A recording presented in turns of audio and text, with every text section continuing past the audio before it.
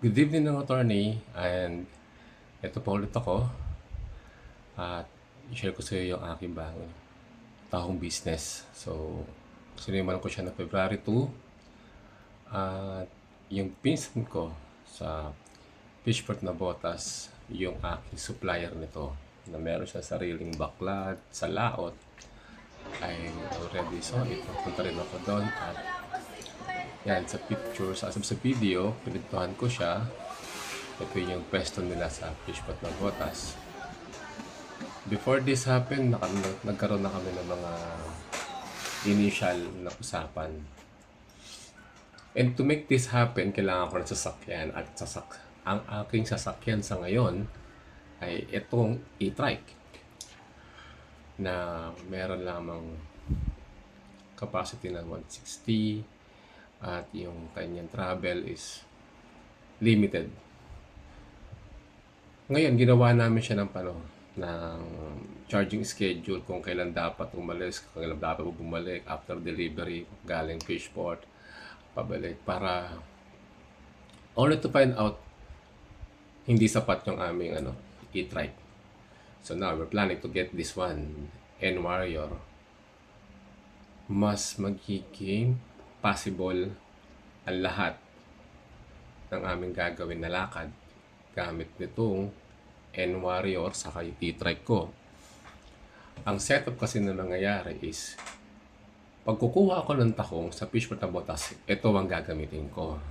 So full charge siya, yung capacity niya kayang-kaya at yung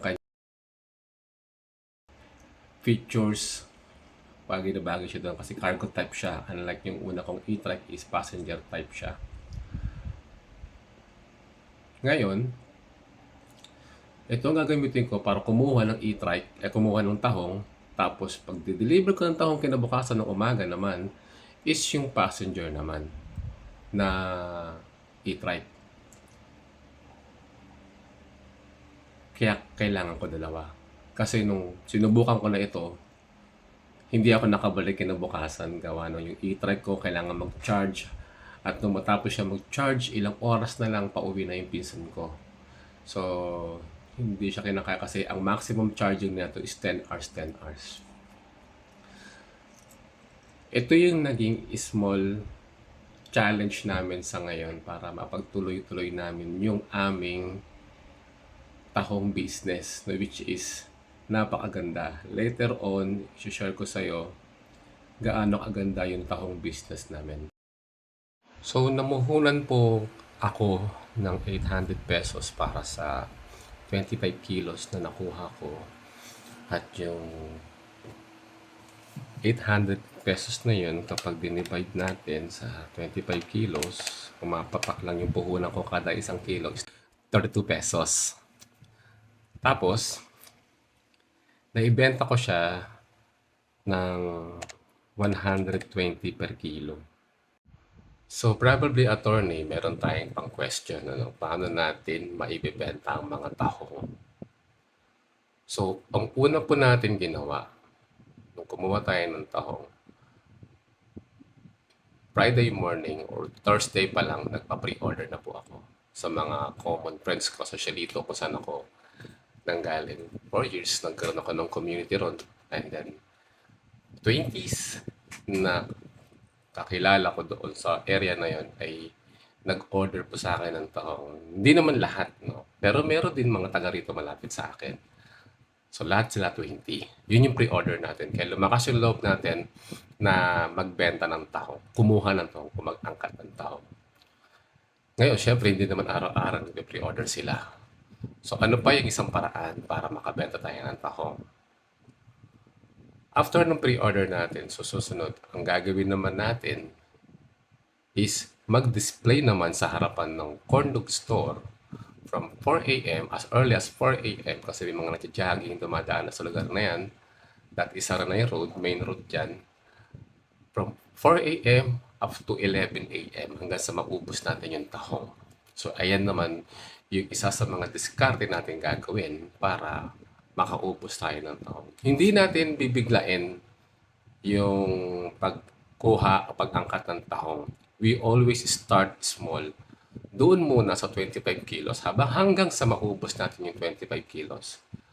Magkaroon tayo ng confident enough na makapagdagdag pa kasi tumataas yung demand. No? Makapagdagdag pa tayo ng kilos. Umakyat ng 30 kilos, 50 kilos. Okay? So, ganun yung strategy na gagawin natin. So, meron tayong display na tahong sa harapan ng corn dog store. Habang nagdi-display tayo from 4 a.m. up to 11 a.m., meron tayong tahong na inilalako sa mga malalapit na subdivision dito po sa area na to. Kasi po, ang area po na to, if you will going to Google it, makikita ninyo na napapalibutan ito ng mga subdivision. At ang mga talipapalengke dito ay malalayo. Ang isa sa pinakamalaking palengke is in Novaliches Bayan, and that is 1 kilometer from here, no? More than 1 kilometer from here, at matraffic. So, at ang isa naman ay nasa Camarines-Quico. So, both left and right is matraffic, malayo. Mag-i-spend sila ng time at ng pamasahe para lang makarating doon at bumili ng tahong. By the way, yung presyo nating 120 is nagawa natin yan kasi nga po, akilala natin yung mga yon. And medium size yung meron tayo. Tapos, meron po tayong profit margin doon. I mean, meron tayong hanggang margin lang kung hanggang saan ang pinaka-maximum na pwede tayong ibigay na tawad. Probably hanggang 90 pesos or 100, gano'n. Kung same size yung ibibigay natin sa kanila, pwede natin babaan ng 100 pesos. Ito rin kasi yung advantage po natin. We are offering free delivery and COD pa. Okay po? Pag nilako natin yan sa kanila, door-to-door natin iaabot yung tahong sa kanila, hindi na sila mamamasahe papunta Novaliches Bayan para mas makatipid sila sa pabili ng tahong. Yan yung advantage naman po natin. So, ayan po yung mga gagawin natin para mas mabilis ma-dispatch o maubos yung tahong o mabenta yung tahong. Meron tayong mga kakontakin online, mga kakilala natin, hindi ko pa sila lahat nabibentahan at napupuntahan. Pangalawa, magdi-display tayo para sa mga cold market o yung mga dumadaan sa tindahan natin sa corn dog. Pangatlo, yung corn dog na loyal customers natin, aalukan din natin yan. So hanggang sa maubos natin yung mga kapitbahay natin dito, hanggang umabot tayo ng Marilao, Bulacan, bebentahan po natin yan. Kaya naman po, kailangan talaga natin ng dalawang e-trike. So yun si cargo e-trike at yung passenger e-trike po. Ang gusto ko pong ilapit sa'yo is yung e-trike. Yung e-trike po kasi, sa April pa siya ma-fully paid, no? Yung una kong e-trike. February yung ngayon, March, April. So medyo matagal-tagal pa siya. So nagkakaroon kami ng gap and problems sa time travel namin ngayon para sa pagkuha ng tahong at pag-deliver ng tahong.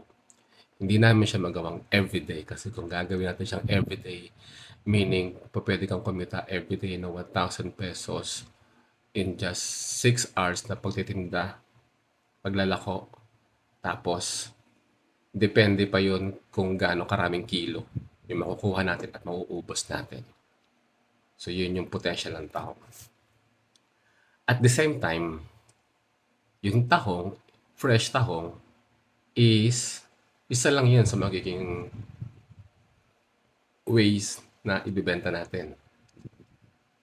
Meron pa tayong iniisip na 2 konsepto, 3 konsepto na tahong business din. Later on din po, i-reveal ko po din sa inyo kung ano yung, we have to be prepared muna bago ko po yun sabihin sa inyo. At ang hihilingin ko po sa inyo is yung loan, again, kahit 20,000 lang.